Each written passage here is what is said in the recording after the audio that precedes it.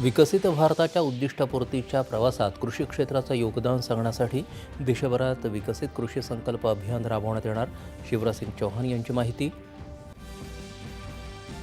सिंधू नदी करार स्थगित करण्याचा सीमा भागातल्या शेतकऱ्यांना मिळणार लाभ. जलसाठा आणि सिंचनात मोठी वाढ होणार. कृषी मंत्र्यांची माहिती. परराष्ट्र सचिव विक्रम मिस्री संसदीय समित्या आणि परदेश दौऱ्यावर जाणाऱ्या शिष्टमंडळांना ऑपरेशन सिंदूर आणि परराष्ट्र धोरणाची देणार माहिती. पाकिस्तानी हल्ल्यांना निष्प्रभ करत संरक्षण दलांनी जमिनीपासून आकाशापर्यंत संरक्षण केल्याचं सांगत भारतीय लष्कराकडून ऑपरेशन सिंदूर संदर्भातील आणखी एक चित्रफित जारी. शेतकऱ्यांना सी बिलाची अट न घालता कर्जपुरवठा करावा, अन्यथा बँकांविरुद्ध कारवाई केली जाणार. राज्यस्तरीय बँकर्स बैठकीत मुख्यमंत्र्यांचे निर्देश. विधिमंडळ समित्या प्रशासन समजून घेण्यासाठीची उत्तम व्यवस्था.